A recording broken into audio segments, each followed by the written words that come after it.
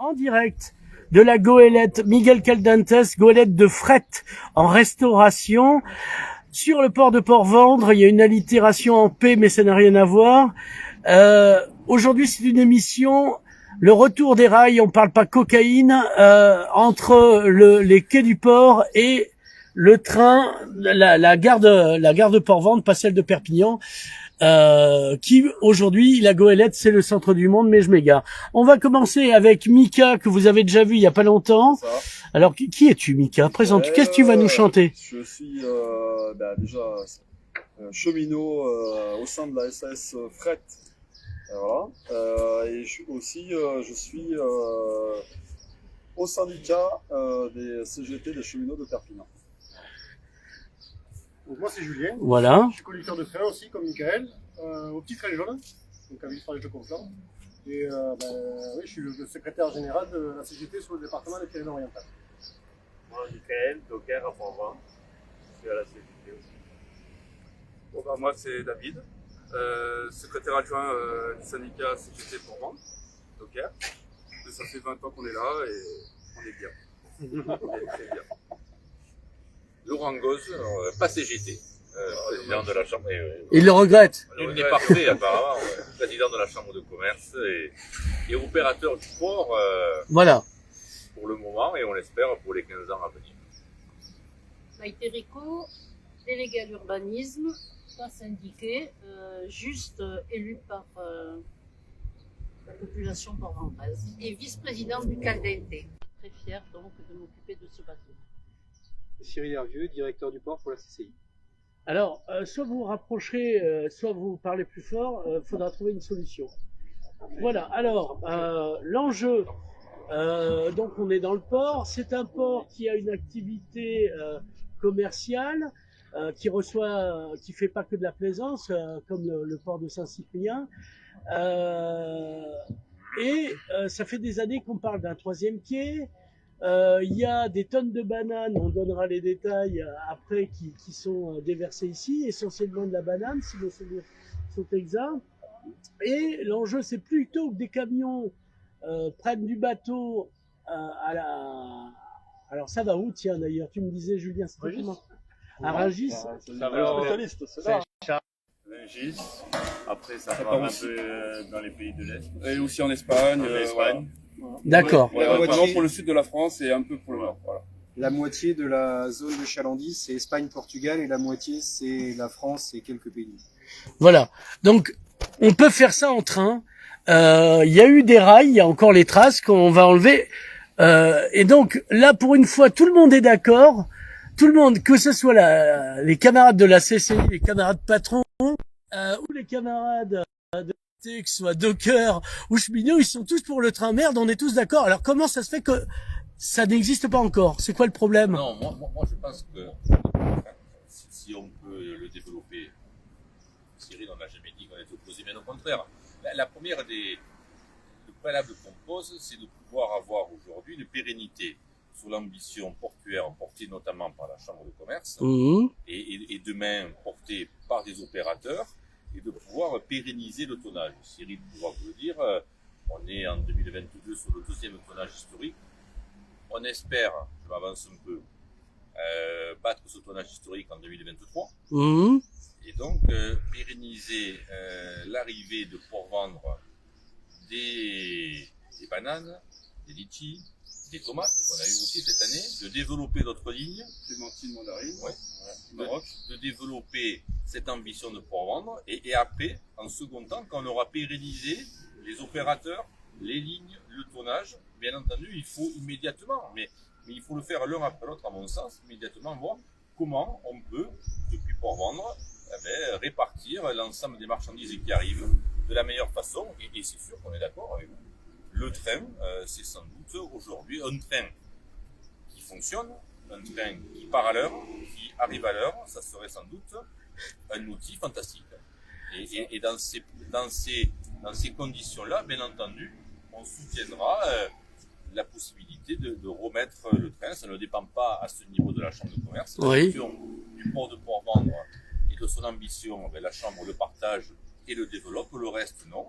Mais on sera en soutien d'une démarche, d'une collectivité municipalité ou de l'État qui voudrait revoir ces conditions et permettre d'avoir quelque chose de responsable sur notre territoire. Donc, Vous parlez très bien. Je n'ai rien à dire. Franchement. alors l'idée,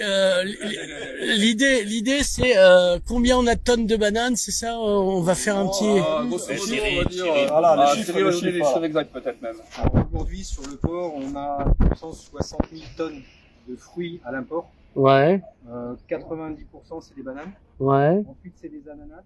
ouais. La campagne du Maroc, ensuite avec les tomates et les agrumes. Et on a des mangues pour à peu près 5000 tonnes. On fait des litchis 5000 tonnes. Donc on ne fait pas que des bananes. D'accord. C'est important de noter, c'est pas que la compagnie de fruits, c'est plein d'autres compagnies qui nous font. Alors, si vous voulez ne pas parler pendant qu'on filme, parce que... Je pense qu'il y a Ouais. besoin de quantifier tout ça. Ouais. En termes de cheminots, voilà. Combien de stades? Non, mais c'est simple, c'est un train par jour. D'accord. Un train par jour, qui représente environ 50 camions par jour qui partent aujourd'hui de Port-Vendre tous les jours pour aller desservir le sud de l'Europe, mais aussi le nord. Nous, notre proposition, voilà, la ligne existe. Elle a existé. C'est le train de fret. Bien sûr. Voilà, Oh. on est depuis 2 mois sur la relance, la pérennisation du train de steamer. Aujourd'hui, on a besoin d'un train de steamer qui part de Port-Vendre tous les jours, un train tous les jours, et on en a tout à fait la capacité. C'est ça qu'il faut derrière et des investissements, environ 5 millions d'euros pour refaire la voie, mais aussi le tunnel et l'aménagement sur justement le triage, c'est un triage, mais c'est la desserte de Port-Vendre. Mais il faut aussi une volonté politique de pouvoir relancer ce train avec l'entreprise publique SNCF. Voilà, c'est ça notre volonté. Donc, en CO2, parce qu'on va parler CO2, camion, c'est de l'encombrement sur les routes, des risques supplémentaires d'accidents avec les voitures, et c'est du CO2 en plus, et donc, ce qui ferait qu'on aura le crâne luisant encore plus cet été qu'on l'a déjà maintenant. Quand on le voit à l'entrée de Perpignan, on sait que déjà un train c'est en volume. Transporter l'équivalent de transport routier et ferré, le train consomme 9 fois moins de CO2 qu'un camion. Ouais. Après, je pense qu'on est. Mais nous, on a toujours été d'accord. On a toujours défendu le train, on a toujours défendu le train des primeurs. La limite était peut-être là où on peut avoir un point d'achoppement, il faut bien qu'on en ait. C'est qu'on transporte des fruits et des légumes. Et que le transport des fruits et des légumes, ça ne peut pas supporter de retard ou de contraintes ou de grève, en respectant les droits syndicaux et tout ce que vous voulez. Dans la sécurité, respectueux de l'ensemble des engagements qui sont pris. Mais à partir du moment où il y a un retard, où il y a un plein d'embranchement, et ça en passe, ça amenuise l'intérêt des affréteurs pour le train. Et moi, je pense que voilà, c'est les préalables, sécuriser un tonnage, Cyril, vous me dites, et garantir un départ et une heure d'arrivée. Et à partir du moment où on arrive à faire ça, je pense que je ne vois pas qui aujourd'hui peut être pour le camion contre les trains. C'est ça qui oppose.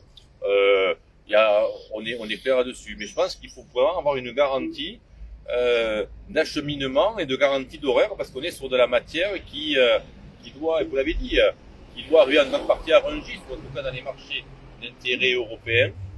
Les marchés d'intérêt européens, ils ont des heures d'ouverture et de fermeture, sur lesquelles, si on rate l'horaire, on saute un jour. Et si on saute un jour, il y a une déperdition, une moins-value de la matière transportée et une mise en risque de l'affréteur et de celui qui veut vendre ses fruits et légumes. Voilà. Les garanties horaires, on les a apportées. Hein. Déjà, il faut arriver à comprendre que le train des primeurs, c'est pas un train qui roule à 100 à l'heure. C'est un train qui roule à 140 à l'heure, c'est-à-dire plus vite qu'un camion.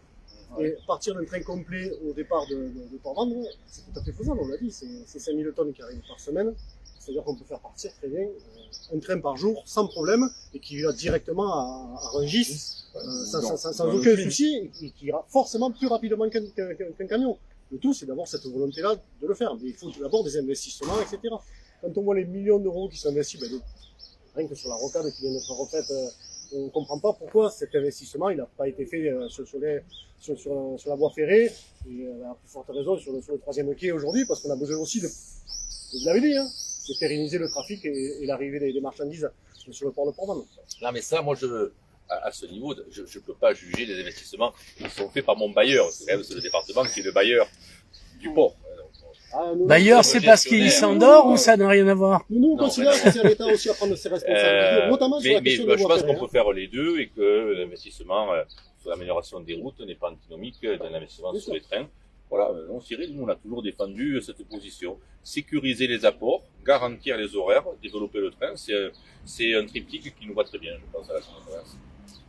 Alors, la question, c'est combien ça coûterait en francs CFA de remettre des rails ici?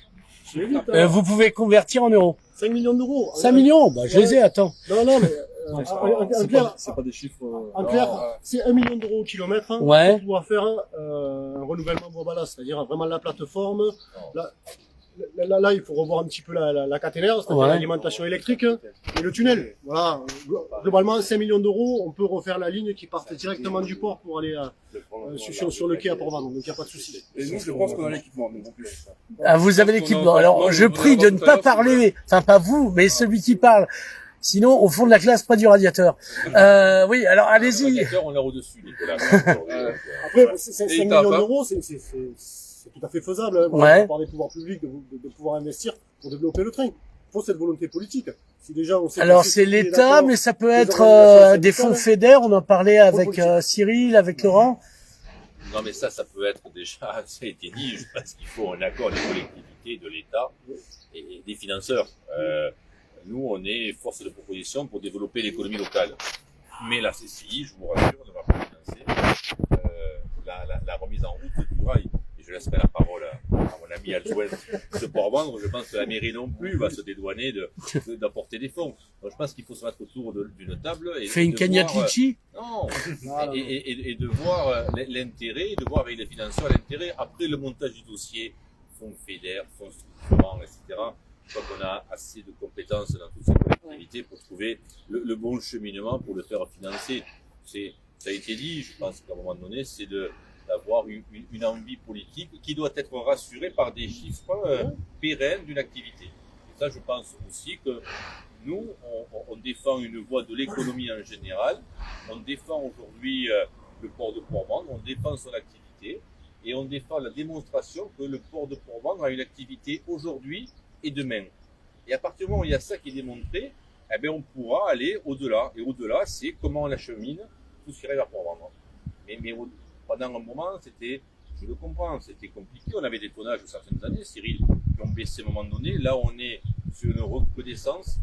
Et une recrudescence, c'est intéressant. Ça veut dire que les affréteurs, ils trouvent que Port-Vendres, c'est un bon port pour venir débarquer. C'est Je ça pense la qu'on a clé. une très bonne qualité de travail aussi. Non, mais c'est Voilà. ça. Il y a une pérennité du service. Il y a une qualité du travail. Mais c'est vrai. Mais je n'ai pas de problème à le dire. Hein. C'est clair, toujours défendu. Plus beaucoup de ports qui travaillent comme on le fait en palettisé. Bien Trois sûr. quarts des ports maintenant, ils travaillent en container. Et nous, pour le train des primeurs, justement, on a besoin des palettes. Parce que les palettes, on les rentre directement dans les wagons du primeur. Ça correspond tout à fait à ce qu'on cherche. Chargement latéral. Alors la question c'est pourquoi c'est pas déjà en négociation cette histoire? Mais je pense qu'il y a des étapes à passer, non, Cyril? Je vais laisser la parole à Paul. Il y a des étapes à passer. Aujourd'hui, on est en DSP.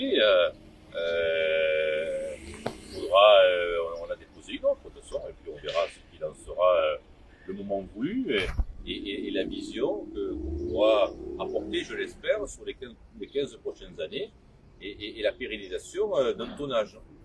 Et quand ça se sera passé, dans quelques semaines ou quelques mois, il faut ouvrir immédiatement le débat sur l'affrètement de ces marchandises. C'est pour ça que c'est intéressant de se voir aujourd'hui.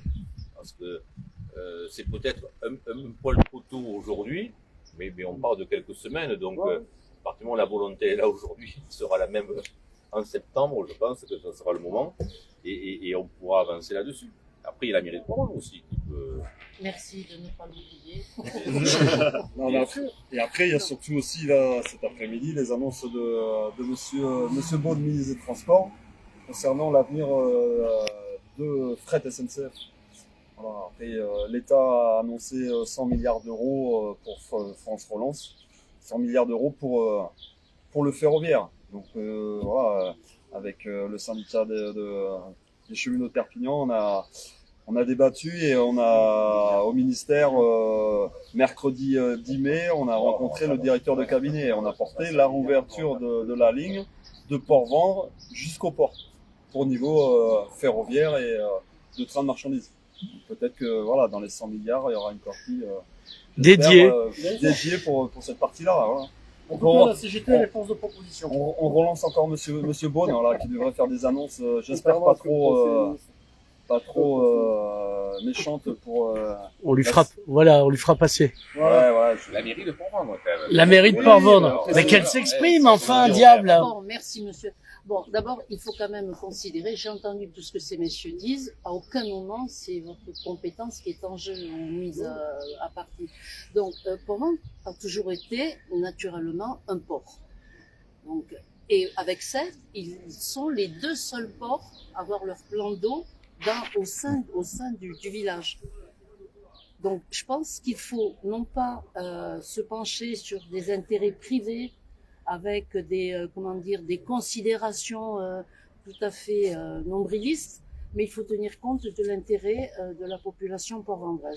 Et à ce titre-là, pour qu'il y ait des négociations, encore faudrait-il que la commune puisse avoir son mot à dire et non pas une représentation d'une petite voix avec, à un moment donné, tout ce qui a existé par le passé. J'ai une voix, mais je sais que déjà les dés sont jetés.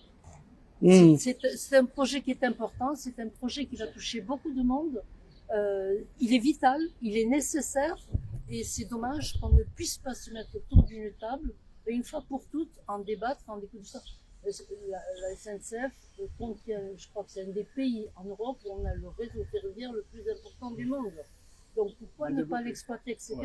Mais peut-être pas au détriment de petits villages qui eux sont des petits ports, etc. Je crois qu'on a tous intérêt à se donner la main et à faire la même ronde et à danser en même temps. Voilà, c'est tout ce que je voulais dire au nom de la commune, mais bon, on a une édile, donc c'est à lui à intervenir. Vous parlez de Grégory? Oui. D'accord. Non, mais je lui avais demandé il y a un an, il m'a pas rappelé, c'est pour ça. Non, je vous le dis, hein. Oui, je n'étais pas là, je peux pas tester. Et voilà. Moi, je me rappelle quand j'étais petit, Oui. des trains qu'il y avait partout dans Port-Vendre jusque-là, Oui. et ça a duré pendant des années, non? Ça a duré pendant des années. Voilà. Ouais, c'est ça, bien mais sûr. mais j'étais Mais gosse. je me souviens, les aiguillages, il y en avait un. Bon, moi, je suis issue d'une famille de petites filles, etc., de cheminots. Vous parlez à quelqu'un de convaincu. Bon, mais pourquoi ça a cessé? On a essayé aussi de faire des lignes Maroc de touristes. Ça a marché qu'un temps. Et pourtant, on voit encore les affichages, les camions, les passages. Voilà. Moi, je rejoins M. Gosse quand il dit qu'on a tous intérêt à discuter si on a une volonté de vouloir le faire. Voilà. Sans tirer à soi. D'accord, c'est pas mal déjà. Sans tirer à Ça soi. fait en stand-by. Voilà. Voilà, Alors, Travailler dans des bonnes la gentillesse, c'est la bonne humeur. est-ce qu'on a fait le tour du sujet? Et est-ce qu'on peut apporter une conclusion temporaire jusqu'au début des négociations à ce sujet? Laurent? On a fait le tour. Je crois qu'il y a, à partir du moment où Port-Vendre va se développer en tonnage, l'intérêt de réfléchir aux moyens de déplacement des marchandises autres que le camion, je pense que c'est un intérêt qui va agréer tout le monde. Voilà, bon. Continuons à développer et à pérenniser une vision du port sur une quinzaine d'années et ouvrons rapidement, d'ici la fin de l'année, avec les collectivités adéquates, une discussion sur comment on fait mieux. Voilà, je crois que le but d'un politique et le but d'organisation syndicale ou patronale, hein, des fois on n'a pas le même avis, mais ce qui nous rejoint, c'est notre attachement au territoire. Ça, je pense qu'on peut avoir beaucoup de points communs. Et la volonté d'améliorer les choses. Alors, des fois, on a cette volonté, elle se rejoint pas. Et des fois, elle peut se rejoindre. Je pense qu'en l'espèce, sur ce coup-ci, on peut rejoindre une même ambition. Voilà. Alors, conclusion? Non, Allons-y. Non, nous, on va s'inscrire. De toute façon, on l'a dit, on a des propositions, elles sont chiffrées. Notre volonté, c'est de développer le port, le territoire, l'emploi, mais aussi le trafic, que ce soit dans les meilleures conditions de développement durable, etc. pour la planète. Voilà, donc de toute façon, et des services publics. Donc de toute façon, on ouvre la porte justement à toute discussion et avec les élus, avec la CCI sur ce sujet-là, il n'y a aucun souci. Les camarades Docker, Nous, on est d'accord pour tout, tant que ça nous pérenise le tonnage, surtout, que ça permet de travailler dans de très bonnes conditions. Et bien sûr qu'on pollue beaucoup moins aussi. parfait. Madame, pour vendre, un dernier mot si j'ose dire. Je voudrais la voir grandir, mais dans de bonnes proportions. Voilà. Que ce soit à travers n'importe quel système de transport, parce qu'on en a tous besoin. Donc on est tous dans la même galère, quelque part. Donc il faut qu'on rentre dans le même sens, tous ensemble. Cyril, Je peux que abonder dans le sens de tout ce qui a été dit. comme dirait James, il abonde. Voilà, c'est ça. Il faut développer les trafics et après, on aura une attractivité qui vont permettre de faire évoluer les choses. Les taxations carbone nous aideront aussi très certainement. Ça va se mettre petit à petit en place et ça va se développer. J'ai bon espoir que d'ici une dizaine d'années, on est bien avancé. Messieurs, dames, ce fut un moment délicieux, mais vous le savez, il n'est de bonne compagnie qui ne se quitte. Je mets donc fin à cette émission. Alors ça va être foutraque parce que comme je vois pas ce qui se passe... Oui, j'ai enregistré ça. C'est... il faut tout refaire, merde. Appuyez sur le bouton rouge. La prochaine à l'ombre par contre. Hein. Oui, c'est vrai. Ouais. Bon, allez. Allez.